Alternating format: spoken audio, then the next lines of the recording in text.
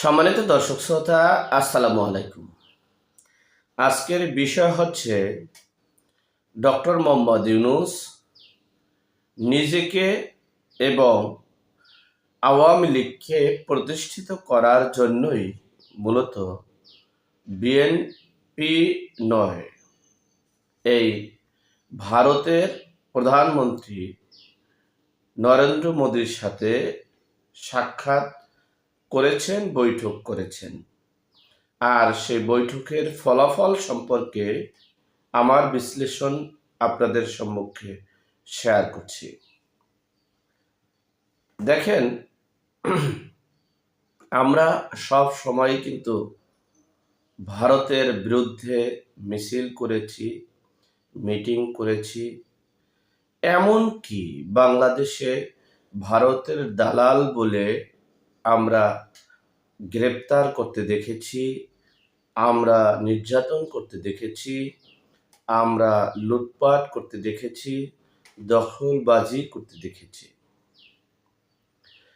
আমরা কেন সেই ভারতের প্রধানমন্ত্রীর সাথে দেখা করার জন্য 8টা মাস শুধু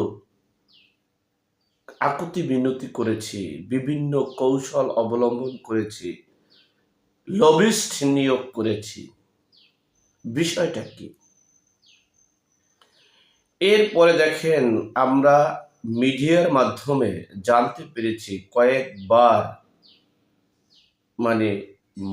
নরেন্দ্র মোদীর সাথে ডক্টর মোহাম্মদ ইউনূসের সাথে একটা বৈঠক হবে, কিন্তু কোনো বৈঠক হয়নি। এই ডক্টর মোহাম্মদ ইউনূসের যে লবিস্ট নিয়োগ করা হয়েছে তারা বারবার ব্যর্থ হচ্ছে। আপনারা দেখেছেন, যখন এই ব্যাংককে সব নেতাকর্মীরা, সকল রাষ্ট্রের নেতাকর্মীরা গিয়েছে, সেখানে বসেছে, এই নরেন্দ্র মোদীর পাশে কৌশলে ডক্টর মোহাম্মদ ইউনূস বসেছেন। কিন্তু আপনারা দীর্ঘ সময় লাইভ সম্প্রচার করা হয়েছে, একটা বারের মতো আপনারা কি দেখেছেন যে নরেন্দ্র মোদী এই ডক্টর ইউনূসকে বলেছে আপনি ভালো আছেন? অথবা যখন তিনি বসেছেন তখন তো একটা মানুষের পাশে যখন আর একটা মানুষ বসে তখন তো তারকে সালাম দেয় বা কুশলাদি জানে, বসে, এরপরে কথোপকথন হয়, আলোচনা হয়। আপনারা কি দেখতে পেরেছেন? অর্থাৎ লবিস্টের সাথে, ডক্টর মোহাম্মদ ইউনূসের লবিস্টের সাথে চূড়ান্ত ফলাফল আসেনি। বিধেয় এই নরেন্দ্র মোদী ডক্টর মোহাম্মদ ইউনূসের সাথে কথা বলার প্রশ্নই আসে না। তো এখন বিষয়টা হচ্ছে, নরেন্দ্র মোদী কিন্তু বারবার বলছে না, বা ভারত থেকে বলা হচ্ছে না যে বাংলাদেশের প্রধানমন্ত্রীর সাথে জরুরি বৈঠক করা উচিত, বৈঠক করব, অথবা তার সাথে দেখা করব, তার সাথে আলোচনা করব। এরকমের কোনো ক্রিয়া প্রতিক্রিয়া আপনারা কখনোই দেখেন নাই, আর দেখবেনও না। এরপরে জোরালো বিভিন্নভাবে একটা সিস্টেম করে এরপরে তাকে বসানোর ব্যবস্থা করেছে। সেই ব্যবস্থাটা আধা ঘন্টা 30 মিনিট। বুঝতে পারেন যে একটা ভিডিও যদি আপনারা 10 মিনিট শোনেন তাহলে কত সময় যায়, সেখানে আধা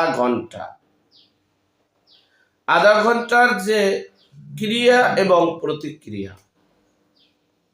ডক্টর মোহাম্মদ ইউনূস এবং তার সহকারী এই শফিকুর রহমান,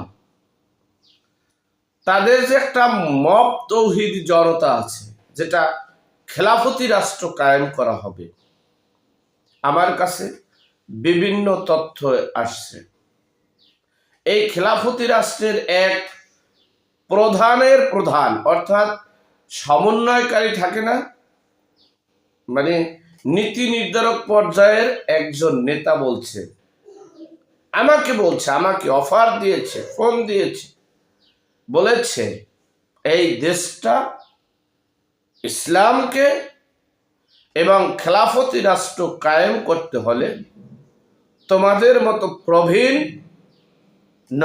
নবীন এবং তোমাদের মতো যোগ্য, অভিজ্ঞ, শক্তিশালী সাংগঠনিক লোকের প্রয়োজন আছে। খুব দ্রুত ঘরের ভিতরে চলে আসো। আমি তাকে বলছি, দেশের কল্যাণে, দেশের জনগণের কল্যাণে, দেশের স্বাধীনতা সার্বভৌমত্ব রক্ষার্থে প্রয়োজনে আপনাদের সাথে জোট করা যেতে পারে, কিন্তু প্রশ্নই আসে না আপনার ঘরে যেতে। আমি এ দেশের স্বাধীন নাগরিক এবং স্বাধীন নাগরিকের একটা মতামতের, একটা পছন্দের, একটা ভালোবাসার রাজনৈতিক দলের চেয়ারম্যান। সুতরাং আমি আপনাদের খেলাফতি রাষ্ট্রের যে আমি যেটা মুখ দিয়ে বলবো সেটাই আইন। এ দেশে বিচার ব্যবস্থা বলতে নেই, এ দেশে সংসদ বলতে নেই, এ দেশের এই রাষ্ট্রপতি বলতে কিছু থাকবে না। সেই বিধিবিধান আমি মেনে নিতে রাজি না। আমাকে গত 1 মাস যাবৎ বিভিন্নভাবে সেই দৃষ্টিকোণের দিকে আমাকে নিতে চাচ্ছে। যাই হোক, আমি তাদেরকে বলছি, দেশটা ধ্বংস হয়ে যাবে, দেশের স্বাধীনতা সার্বভৌমত্ব থাকবে না, দেশের ভৌগোলিক অবস্থান থাকবে না। দয়া করে আপনারা এই ভুল সিদ্ধান্ত থেকে বেরিয়ে আসুন। যাই হোক, সেই তৌহিদি মব জনতা অর্থাৎ খেলাফতি জনতার কে খুশি রাখার জন্য, খেলাফতি জনতা এবং কিংস পার্টিকে খুশি রাখার জন্য এই বক্তব্যগুলো চলছে। নরেন্দ্র মোদী যে বক্তব্য দিয়েছে বা যে কথাগুলো বলেছে, সম্পূর্ণ কথাগুলো কিন্তু আমার কাছে আছে। আমি সেই বিষয়েও সংক্ষেপে একদিন পরে আলোচনা করব। তবে এটা স্পষ্ট, নরেন্দ্র মোদী বসছেন বৈঠকে, তার আগে তিনি ক্লিয়ারেন্স নিয়ে নিচ্ছেন যে আমার দেশের, আমার ভারতের স্বাধীনতা সার্বভৌমত্বের এবং আমার সংখ্যালঘুদের যদি বিন্দু পরিমাণ ক্ষতি হয় এবং বিন্দু পরিমাণ ক্ষতি হওয়ার সম্ভাবনা যদি থাকে, তাহলে আমি এই ইউনূসের সাথে বসার মতো যোগ্যতা বা রুচি বা মনোবাসনা আমার নেই। আগে তাকে সেই মেসেজটা ক্লিয়ার করো। এরপরে বাংলাদেশে অনেক কথা এসেছে যে শেখ হাসিনাকে ফেরত দিতে চায়। তারা খালি শেখ হাসিনাকে ফেরত চায়, আর বাংলাদেশে ভারতের প্রধানমন্ত্রী সহ ভারতের সকল নীতি নির্ধারকরা এবং বাংলাদেশের ভারতের সকল শক্তিগুলো চাচ্ছেও যে শেখ হাসিনাকে বাংলাদেশে পাঠাতে। আপনারাও আনতে চান, আপনারা কিন্তু আনতে চান না।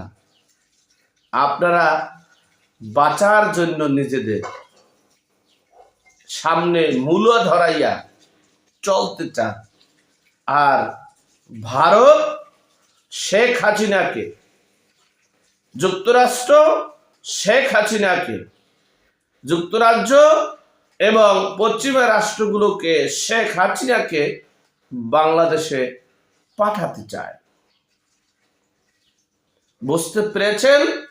বাংলাদেশে তিনি আসবেন। শেখ হাসিনা সেই মেসেজটা ক্লিয়ার করে দিয়েছেন এবং কিভাবে আসবেন, কেমনে আসবেন এবং আপনারা কেমনে বাঁচতে পারবেন।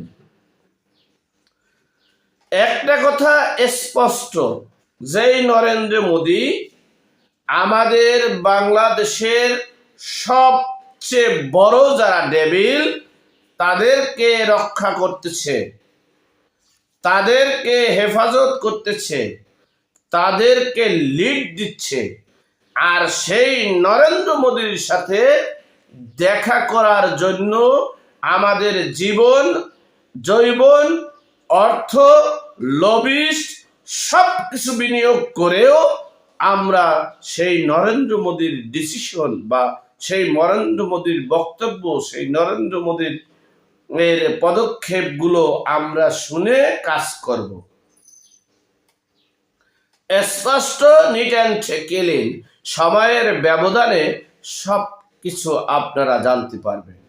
ভিডিওটা অনেক লম্বা হবে বিধায়ী কালকের যে নরেন্দ্র মোদী এবং ডক্টর ইউনূসের যে রেজাল্ট হয়েছে সেটা পূর্ণাঙ্গ রেজাল্টটা আমার কাছে আসে, আমি আপনাদের সাথে নেক্সট ভিডিও এই ভিডিওটার পরের ভিডিওটি আপনারা পেয়ে যাবেন।